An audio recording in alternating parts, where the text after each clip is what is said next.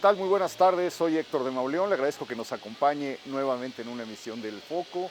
Seguimos caminando de la mano de Carla Seseña por la Santa María la Ribera oculta, una Santa María la Ribera secreta. Bienvenida, Carla, Muchas bienvenida, gracias. Beca. Hola, muchas gracias. Pues nos ha estado revelando, Carla, lugares verdaderamente sorprendentes, desconocidos, ocultos, de una colonia pues, que tiene muchísimo más de 100, va a cumplir 150 años, si no es que ya los cumplió, la colonia ya. Santa María la Ribera. No, ya no, porque es de 60, 1860. 60, 61. Hemos estado recordando su historia a lo largo de los programas anteriores y pues en cada calle pues, en la que hemos parado aparece una historia secreta, una historia oculta, una historia maravillosa. ¿Cómo le haces para descubrir esto? Con un poco de suerte, porque la verdad es que hay mucha gente que se ha ido acercando hacia mí con esta pasión que tengo por descubrir el lado libresco de las ciudades. Entonces, ahorita justo los quise traer a un sitio contemporáneo donde vamos a entrevistar a un amigo que es librero y en un lugar que es verdaderamente asombroso. Entonces, aquí estamos llegando a la librería Niña Oscura. Salvador Díaz Mirón, 142. Pues un portón negro, nada que indique lo que vamos a encontrar. Por ahí dice Niña Oscura. Sí, Sí, timbre se número tiene que 1. tocar el timbre para Toca que... el timbre solo una vez. Solo una vez. En breve lo abrimos. Y pues se abre la puerta y cuando se abre la puerta encuentra uno. Adelante, pasen. Gracias. El espectáculo de una de las primeras casonas de Santa María la Ribera. Este Así lugar es.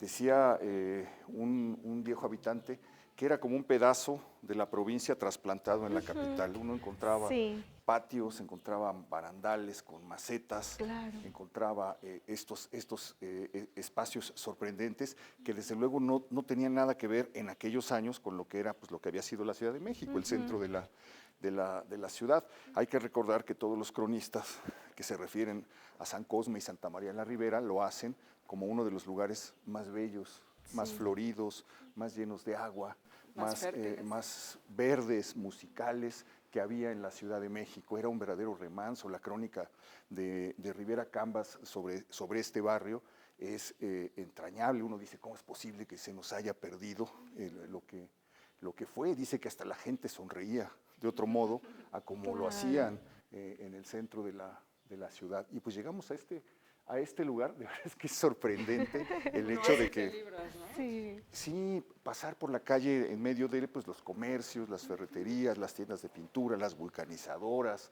las tiendas de abarrotes, todo lo que forma la Santa María de la Ribera de hoy.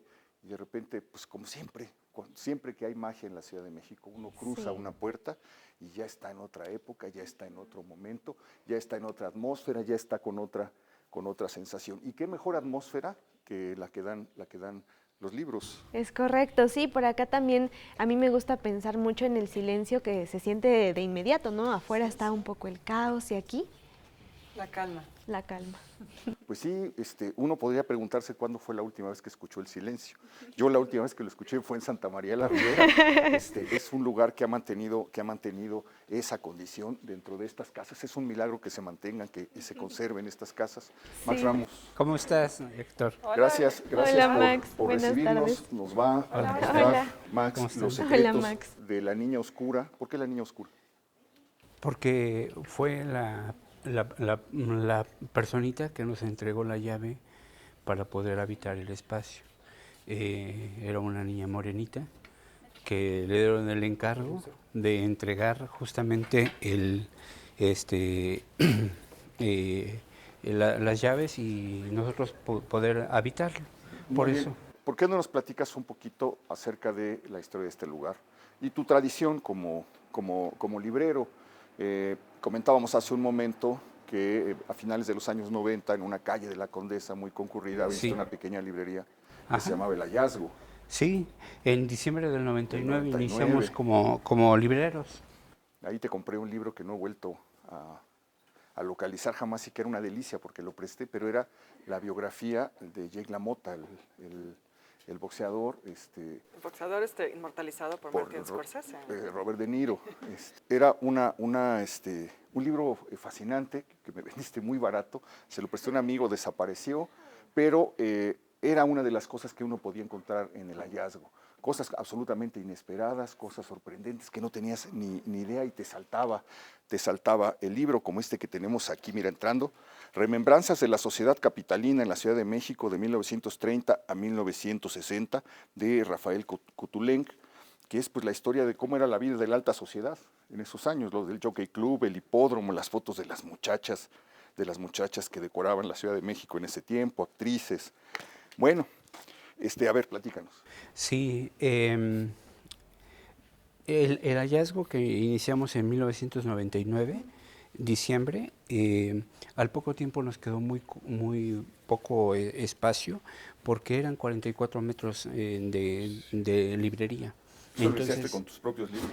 Yo inicié con mis propios libros porque no tenía ni un solo peso para hacer el negocio. Le dije a un par de amigos, oye, a mí me gustaría hacer el asunto del trabajo con libros. Y me dijeron, pues si quieres le entramos, nos volvemos socios. Y entonces 3 socios fueron los que iniciamos la librería El Hallazgo.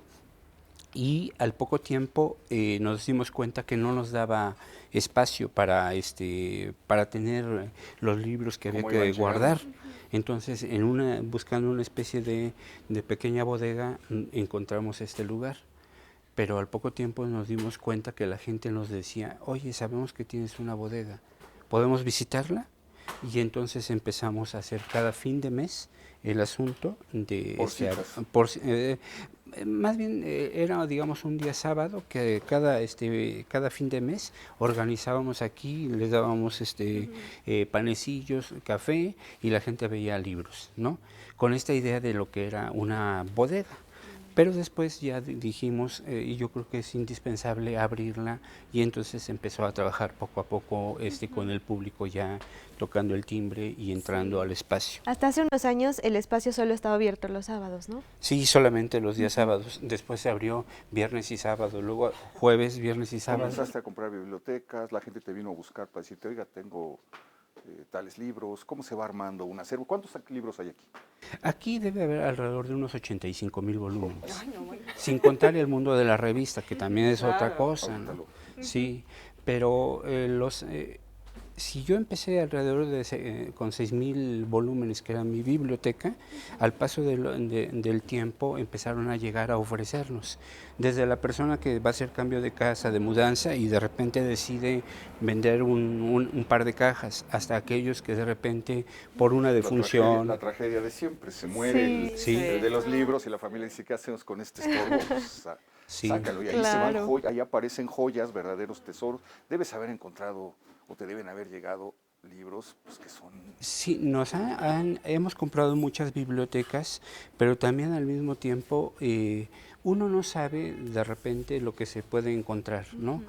O sea, por ejemplo, el día domingo pasado fuimos a recoger un lote de libros de un hombre que se dedicó a ser meteorólogo toda su vida, 85 años, después de 85 años se dedicó a la homeopatía, y ligándola con el asunto de la presión atmosférica, la geografía, y empezó a hacer ese entramado entre dos, digamos, ciencias.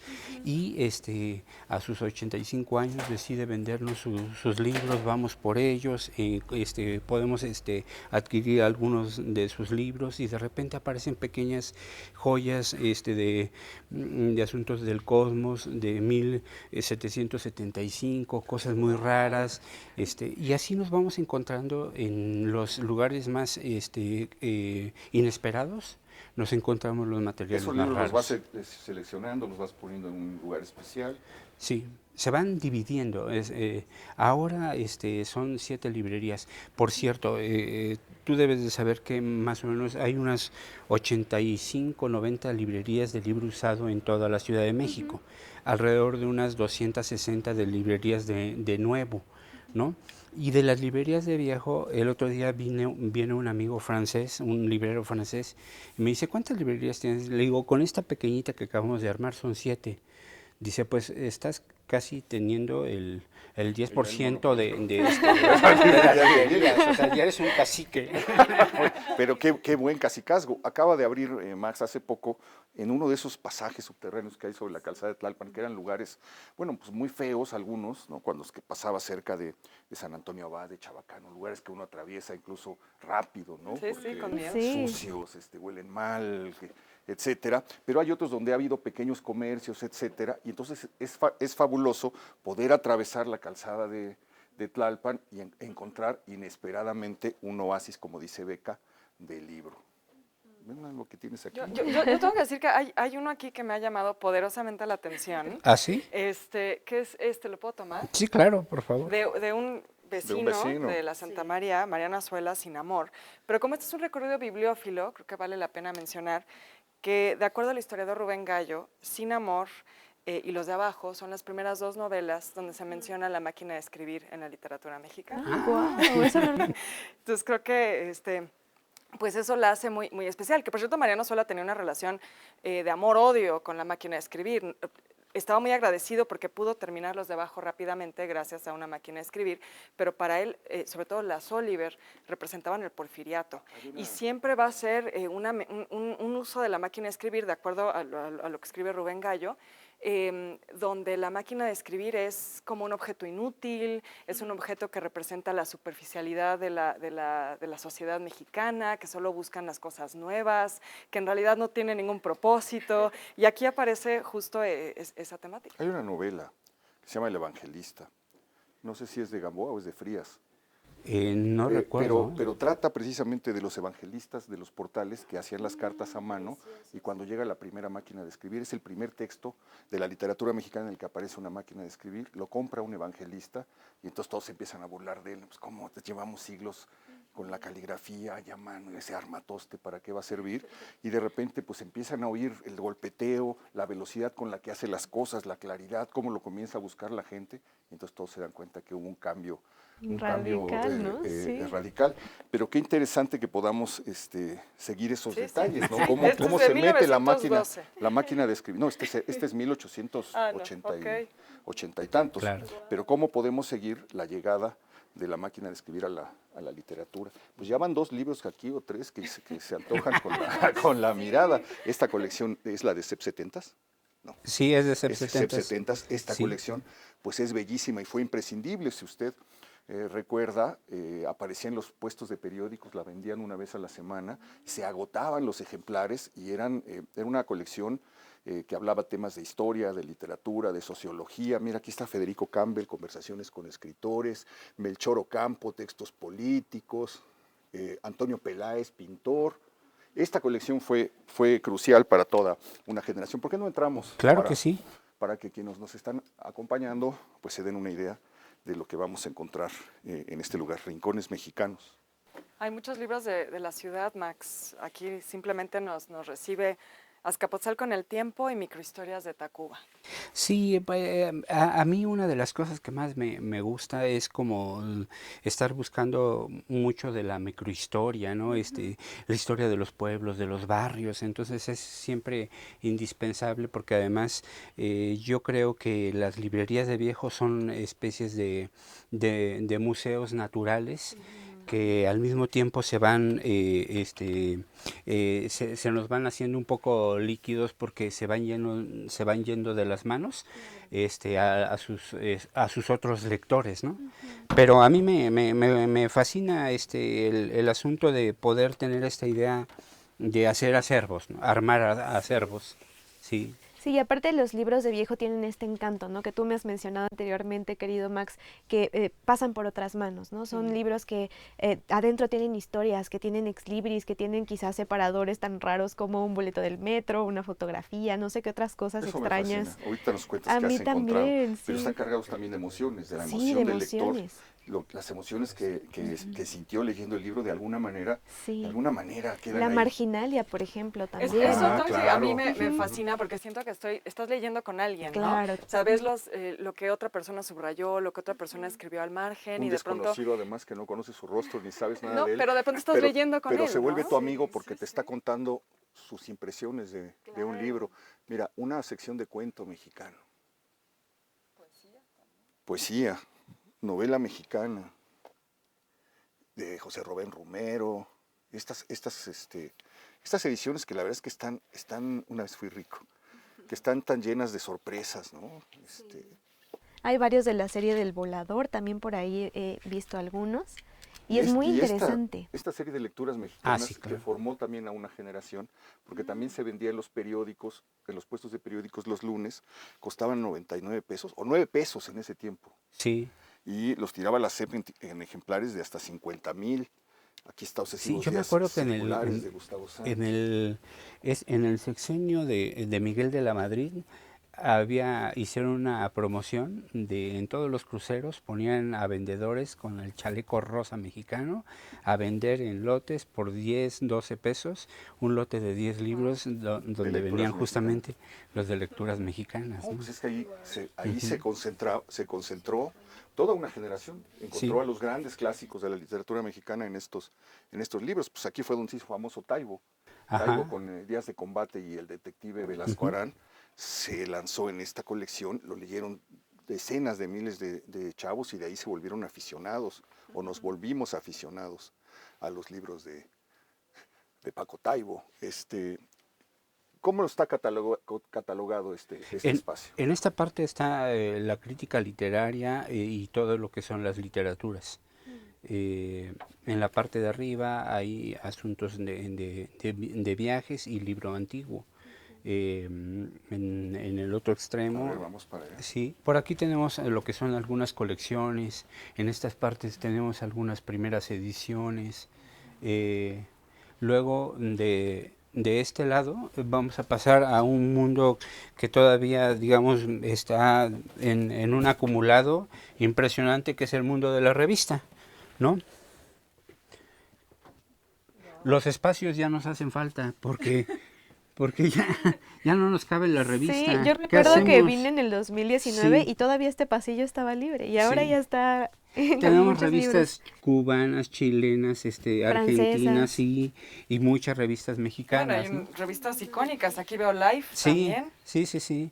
Y mucha revista política, pero también revista de literatura, tanto contemporánea como muy antigua. ¿Tienes ejemplares de los contemporáneos? No, esos cada vez se han vuelto mucho más y más escasos. Más escasos. Sí, ¿no? Cuando de repente ya tenemos una de esas revistas de los años 20 o 30, ya pasan al acervo del Burro Culto o de la otra librería que se llama Papelitas, ¿no? Papelitas, por cierto, muy hermosa, en la calle de Mérida, ¿no? Sí. También tienen que visitar esa librería. Las están en la Juárez, están en la Roma. En la Condesa. En la Condesa. Aquí en Santa María la Ribera, y la última que está ahí en Si sumas todos los libros que hay en esas 7 librerías, ¿de cuántos volúmenes estamos? Son alrededor entre 350, 380,000 libros. Yo creo que es uno de los acervos más importantes del libro. Sí, que hay sí, yo en realidad me considero una persona que se disfraza de vendedor de libros, pero que en realidad soy un acumulador compulsivo, ¿no? Y tengo la justificación ideal para mi vicio, ¿no? Porque mi casa, porque mi casa está repleta de libros, ¿no? Yo, para ir a la cama tengo que hacer un recorrido de quitar cosas y cosas para poder dormir, ¿no? Oye, Max, ¿cuáles son tus libros favoritos? Mira la revista Tiempo que dirigió Martín Luis Guzmán. Ya son muy raros también estos ejemplares, una revista política crucial. Sí. Artes de México, sí. Artes de México. ¿Cuáles son tus libros favoritos? Yo lo que más leo es generalmente literatura y ensayo.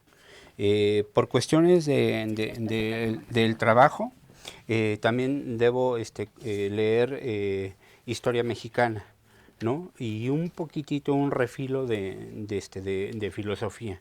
Pero más, yo me formé como dramaturgo, nunca lo ejercí, pero eso me llevó más a pegarme a la literatura. Muy bien. ¿Cuáles son las bibliotecas más importantes que has comprado?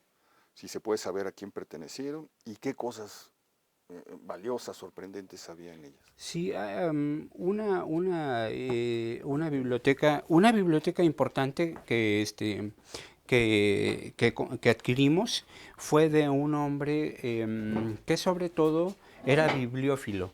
Se llamaba Bruno de Becchi y se especializaba en asuntos del mundo de la electricidad, porque sus padres fueron de los pioneros que llegaron a México a hacer instalaciones hidroeléctricas, alumbrados en las plazas centrales de los pueblos.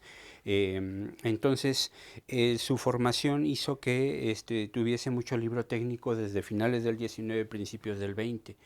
Se compraron alrededor de unos 20,000 volúmenes. Y dentro de lo cual había mucha historia mexicana. Pero también hemos comprado la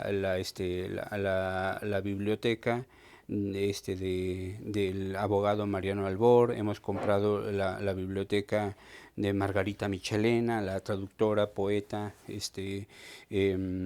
y periodista.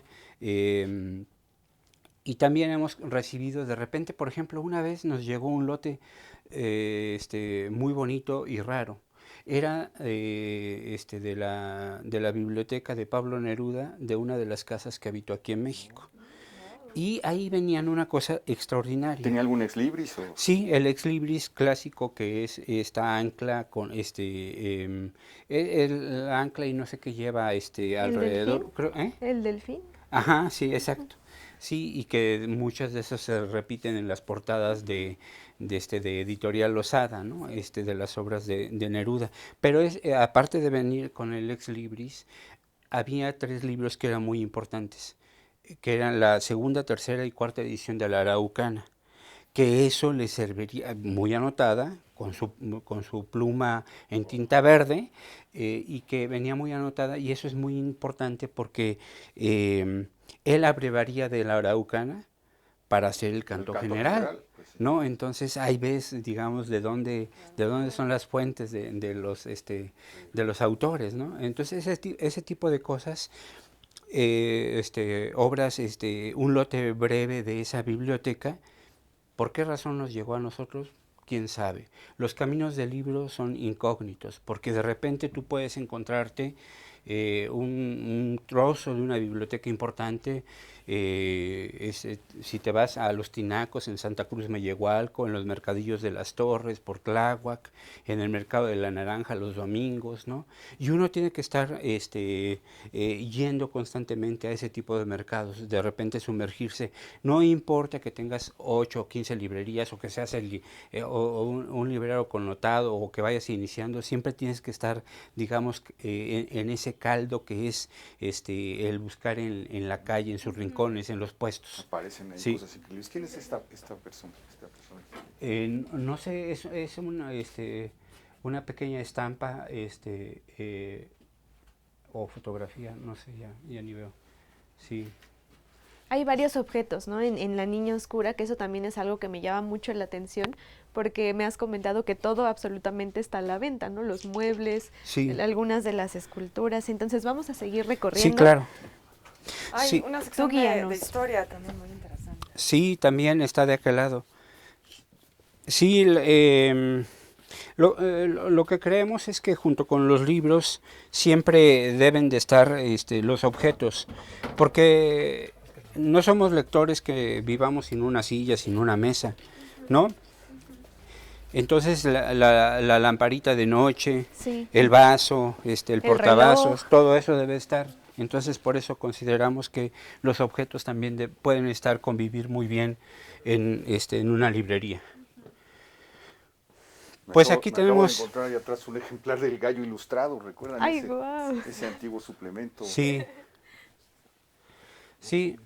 Entonces, aquí tenemos las secciones un poquito de historia del arte, asuntos de mecánica, el derecho, el arte mexicano, la fotografía. Pero es un mundo que no, a pesar de que son muchos libros, también nos damos cuenta que somos de repente carentes de poder surtir al acumulado de clientes, de lectores, porque su avidez nos avasalla. No hay tanto, es decir, si tuviésemos aquí en este momento unos 50 libros de Luis Barragán, en una hora desaparecerían.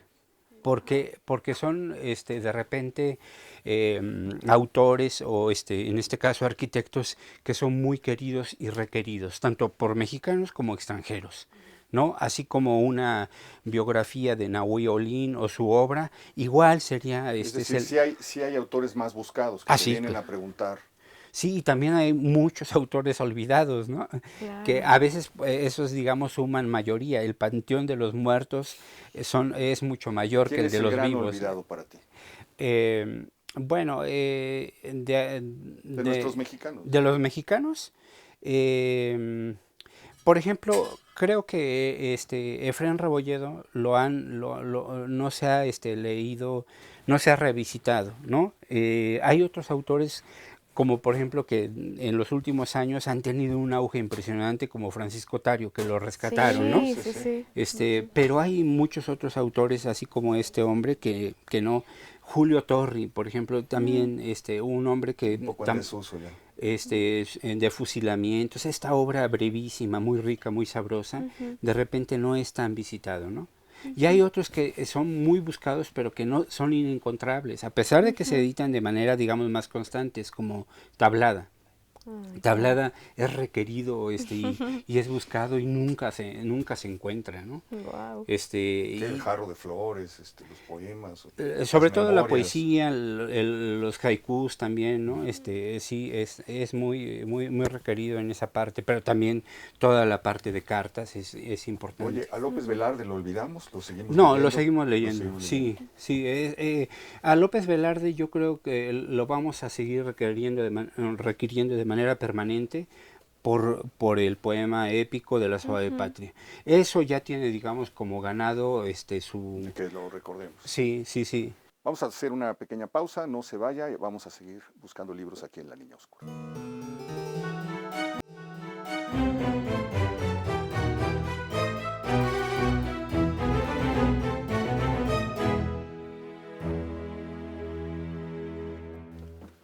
A ver, por favor.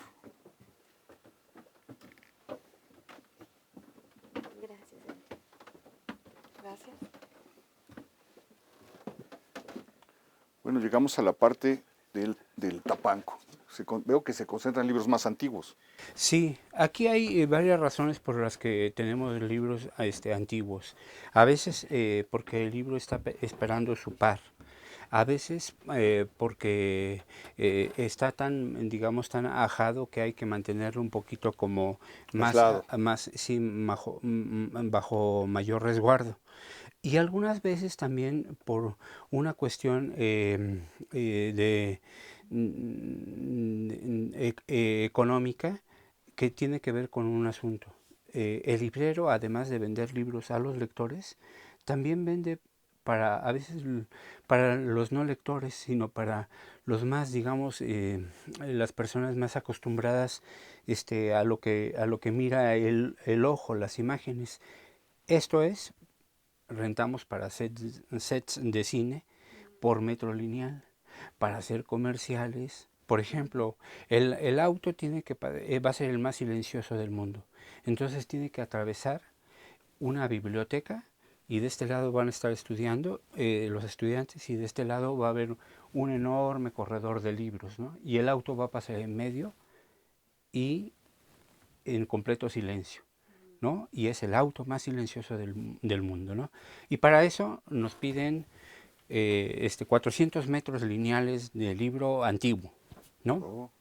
Entonces, a veces el librero vive de los no lectores, ¿no?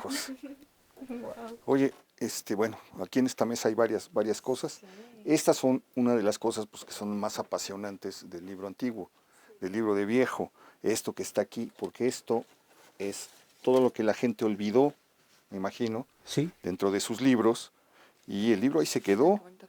Entonces, ¿le llaman las tripas o cómo lo conoces tú? Si vienen, bueno, tú seguramente. No, pero a ver, tú eres el experto.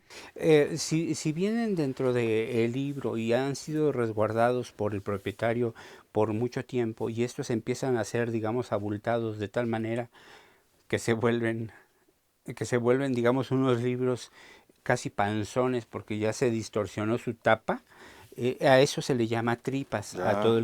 todo el contenido. Sin embargo, de manera, digamos, técnica, cuando hay un boleto del metro, una receta médica, Una carta. sí, una carta, eso se le llama testigos. Ah, testigos. Ajá. Qué bonito. Entonces, que son, digamos, testimonios de su tiempo, de lo que el lector hacía, acusa un poco las costumbres del lector, ¿no? Entonces son de las cosas que se van encontrando entre los libros. Está Oye, maravilloso. pero tengo que decir que aquí hay pues cosas que uno pensaría que quedarían bien resguardadas. Una foto de un bautizo. Por acá Sí. podemos ver también una fotografía de una boda. Esa está preciosa. O sea, es que es increíble pensar que Sí. esto se podría descuidar en un libro que Claro. Sí, termina lo en que pasa es una que librería también vieja. de repente sí acusa a veces otras cosas. Por ejemplo, por ahí debe haber todavía algunas fotografías de temas de tauromaquia. Sí. Sí, Y aquí hay esos varias. pertenecieron a un hijo de torero que nunca, el hijo nunca pudo, digamos, nunca se le dio la torería y finalmente terminó en una vida trágica y el hombre se suicida, ¿no? Cuando vamos a rescatar los materiales, de repente hay mucho material que está, digamos, ya prácticamente maltratado porque llegó la lluvia, se filtró el agua y los muros hicieron de las suyas, entonces se rescata a veces muy poco de esos materiales, ¿no? Oye, pero esta foto, bueno, la historia del torero, pues del hijo del torero, trágica, pero es interesante la foto porque dice foto Mayo, Ah, sí, probablemente de los hermanos Mayo, sí, claro, sí, esos grandes son de los mayos, sí, fotógrafos claro. del siglo Mira, XX aquí hay mexicano, algo muy ¿no? interesante, que es, se ve que estas fotos pertenecieron al archivo de la revista Mañana. Aquí está el sello claro, de la revista Mañana, Sí. y son fotos de deportes o de... Y de agencia, ¿no? Porque viene, ajá, sí, claro. Aquí, viene la descripción que de mandaban dónde, las ajá, agencias. de dónde la tomaron. Aquí vemos Exacto. un deportista, Y toda la etcétera, y eran las cosas que se iban guardando en los Yo archivos. por ahí vi que, Beca, tú tenías una postalita, que eso también a mí se me hace muy hermoso, porque retrata la catedral de Rouen, está creo que por aquí ¿Cuál? atrás. Es que hay varias postales. Es esta, mira. Pero esta me llamó la atención porque de hecho hay un ex libris que justamente retrata esta catedral. O sea que también los libros y sobre todo los sellos de algunos bibliófilos retratan lugares, ¿no? Y eso me Claro. parece maravilloso. Claro. Tenemos ex libris mexicanos, por supuesto. Y bueno, este me gustó bastante. Mira, así está marcado cómo se va a hacer el recorte para publicarlo Ajá. en el Claro. periódico, en la revista. Claro, claro. Sí. De hecho, por ejemplo, apenas en la mañana vino un amigo, él es tatuador y dice, mi negocio es tatuar, pero imágenes que vengan en los libros. O sea, no hace imágenes propias ni nada. O sea, si digamos viene un retrato a lápiz en un libro de Joyce, te dice, pues te puedo hacer a Joyce si te gusta Joyce, y ahí vas a quedar, y además, o sea, vas a llevar como una especie de página de un libro, ¿no? Entonces hay una diversidad de asuntos Bueno, que perdón, se es que trasladan. nada más Mayo viendo del 48, el lomo una de esto, persona. pues que se antoja un tatuaje. A ver, vamos a ver. ¿Y aquí qué tenemos, Diccionario gráfico de arte y oficios artísticos. Uno de publicaciones Herrerías del año 44. Qué bonito libro. Bueno, y este justo de Ruskin, de John Ruskin, me Sí. imagino, ¿no? Un pensador fundamental para el arte del siglo XIX, sobre todo en Inglaterra, digamos, para el equivalente del Art Nouveau en Inglaterra, el Arts and Crafts Movement, él fue un personaje fundamental, hablaba mucho como de la importancia de la belleza en la vida, ¿no? Sí, claro. Y hay otras cosas, por ejemplo, como esto, que en realidad puede ser que, bueno, este autor fue muy leído en su tiempo, pero ya desde hace, digamos, más de 80 años que ya no se lee. Sin embargo, a veces lo que nos gusta es el preservarlo por el tipo de trabajo de la ornamentación portada, en las tapas, ¿no? Entonces de repente a veces se vuelve, digamos, como un objeto para decorar, que te gusta Un objeto tenerlo de siempre arte, en ¿no? casa. Ujú. Sí. Muy bien, pues ha sido fascinante, es muy sugerente, acaba uno con la cabeza revoloteando de tantas cosas que hay aquí. Está uno asaltado por tantos objetos. es como para pasarse la vida hurgando, abriendo, revisando. De verdad es fascinante. Te agradecemos mucho que nos hayas recibido más. Muchas gracias a ustedes. Y nosotros vamos a seguir caminando por Santa María la Ribera, la Santa María la Ribera secreta, de la mano de Carla Ceseña. No se vayan.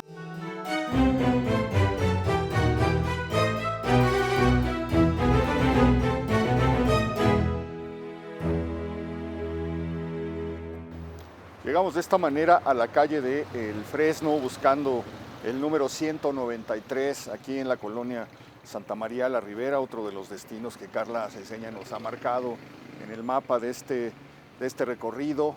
Una calle que me da la impresión es un poco más ancha, no sé por qué, que el resto de las calles de la colonia Santa María la Ribera, y una calle que los domingos sufría una animación inédita en este tramo donde estamos caminando, porque la casa que estamos buscando se abría precisamente los domingos para que dos hermanos sacerdotes famosos, queridos, eruditos, cultísimos, extraordinarios, dos paladines de la amistad, además, porque todo el mundo hablaba maravillas de ellos, y a quienes les debemos pues mucho de lo que hoy sabemos de Sor Juana Inés de la Cruz, de Amado Nervo, de Rubén Darío, de Salvador Díaz Mirón, porque estos dos sacerdotes dedicaron su vida al estudio, sobre todo al rescate de las letras mexicanas. Pues abrían su casa los domingos, y entonces, pues por esta banqueta, ¿estamos aquí? ¿Es aquí? Sí, este sí, lugar? es este lugar. Casa. Bueno, el número 193. 193. De Fresno, abrían las puertas de su casa, y por aquí pasaba Agustín Yáñez, llegó a pasar Salvador Novo, Hermilo Abreu Gómez, ¿quién más? Enrique González Enrique Martínez, González probablemente, Martínez. Porfirio Barba Jacob. Los vecinos, Seguro. además, los de la vecinos de la Santa María, colonia, ¿no? sí. Porfirio Barba Jacob, se reunían los domingos, y dicen que era pues unos domingos en los que se fumaba fuerte, se tomaba mucho café, y los hermanos oficiaban como anfitriones. Me refiero a los hermanos Méndez Plancarte, dos personajes un poco trágicos, ¿no? Sí. Eran huérfanos de niños. Eso hace que se unan más, porque creo que el papá se casa con otra señora, tiene otra familia, y ellos quedan un poco como relegados y en Zamora, Michoacán, y encuentran el refugio, la salida, la puerta de escape de los libros, y a través de los libros y de la relación que van haciendo entre ellos, de una relación espiritual e intelectual que es rarísima en las letras mexicanas, van formando esta pasión por descubrir a los poetas novohispanos, por ejemplo. En una época que más hay que decir que lo novohispano era un poco desdeñado, ¿no? Totalmente, ¿no? No, Nervo era desdeñado, a Nervo lo habían sepultado, nadie lo quería, lo consideraban un poeta menor, lleno de sentimentalismos, ellos lo empiezan a revalorar. Exacto, sí. El mundo novohispano pues realmente era como una señal de atraso. Exacto. Y estaba la plena reivindicación de lo prehispánico, ¿no? Un poco el indigenismo, exacto, el indigenismo, etcétera. Y ellos se meten, por ejemplo, Alfonso Méndez Plancarte se dedica a rastrear a los poetas novohispanos, a buscar su obra, a hacer perfiles de quiénes fueron los que mantuvieron viva la llama de la poesía a lo largo de los 3 siglos del virreinato, y viven durante muchos años hasta su muerte en este lugar. Aquí mueren muy jóvenes. Años. Primero muere Gabriel, y Alfonso muere el 8 de febrero de 1955. En esta casa dice varias crónicas que muere en su casa de Fresno de Santa María la Ribera, y además sabemos que esta es su casa porque Gabriel Méndez Plancarte en 1937 funda una revista importantísima que es Ábside.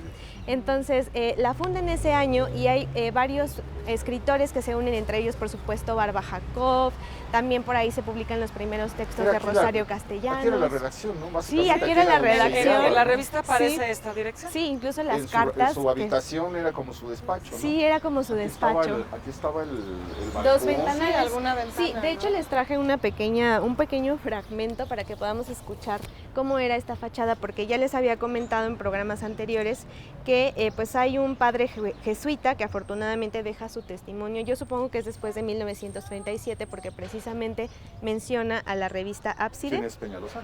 No, se llama Hermann von Wertraff, creo que es. Ahorita les confirmo el nombre. Ya es un extranjero. Es un extranjero porque, claro, es jesuita. Y los hermanos Plancarte, pues eran uno de estas personas que cuando la gente llegaba, ¿no? Como Porfirio Barba Jacob, le decían, ven, vamos a ver a los hermanos Plancarte, vamos a visitarlos, y así es como se conocen. Digamos que era un punto obligado intelectual de estas tertulias que se hacían. Y déjenme sacar ahora el texto. Pero sí, esta, pues trágicamente ya no está la casa, ¿no? La fachada queda poco, ¿no? Queda poco.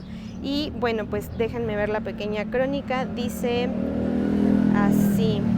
Confirmo el nombre, se llama Hermann von Wertraff, este sacerdote jesuita, y lo que dice de este lugar es lo siguiente. Fachada amarilla con un verde portón al centro y una ventana de cada lado. Dentro, 4 cuartos tapizados de libros. Fuera, el rechinar de los viejos trenes rosa o la voz de una nana. Su cuarto, el de Alfonso, es su estudio y la editorial Ábside. Las 4 paredes rebosan libros, junto al librero, la cama. Al centro, un escritorio de sabio. Me presta manuscritos de Clavijero o Alegre, ediciones Príncipes que consiguió entre los libros viejos de la calle Hidalgo. Oye, Héctor, esto yo creo que es lo que explica que te dé la percepción de que esta calle es más ancha. Habla de los trenes, pasaba el tranvía por aquí. Estaba yo volteando, pasaba el tranvía por aquí y estaba yo buscando porque en muchas calles de Santa María la Ribera todavía asoma un poquito de la vía que ha quedado enterrado. Buenas tardes, señor. Que ha quedado enterrada, no se alcanza a apreciar como si en Amado Nervo en algunos tramos, pero sí efectivamente era el paso del tranvía, que probablemente era lo único que rompía la tranquilidad. Dice que la voz de alguna nana. Sí, la voz de alguna nana sacaban también. A pasear a algún chicuelo, algún chamaco. Y pues quedan poquísimos elementos, ¿no? Esas cornisas. Sí, aquí cuando encontré esta pequeña crónica me emocioné mucho porque evidentemente busqué la casona y aunque ya no tiene sus ventanas, sí corresponde a la descripción que hace el padre jesuita. Sí, queda la huella de queda la huella. Y esto que es maravilloso de estas casas, que eran los respiraderos. Los respiraderos, sí. Estamos en una zona a la orilla del río Consulado, de inundaciones frecuentes, de mucha humedad, de salitre, etcétera. Entonces todas las casas necesitaban tener un respiradero que luego se volvía un problema para los que vivíamos en estos lugares y teníamos casas en los que había respiraderos, porque se metían a vivir los gatos, a veces se metían las ratas, y luego rompían los pisos de madera y aparecía en un agujero corriendo una rata. Era parte de la cosa que formaba parte de la vida, que hay otro. La vida cotidiana. Claro. Que lo cerraron, ¿no? Sí, y bueno, el hallazgo de este tipo de lugares, aunque hoy no tienen, digamos, una actividad cultural o no se han convertido en museos literarios, también me gusta mucho porque sí tienen conexión con otras partes del barrio, con otros escritores, ¿no? El caso ya mencionado de Porfirio Barba Jacob, que también asistía a las tertulias que se hacían en casa de Enrique González Martínez, y hay una biografía que escribe Fernando Vallejo sobre Porfirio Barba Jacob que se llama El Mensajero, y ahí justamente menciona 2 anécdotas que me parecen fascinantes.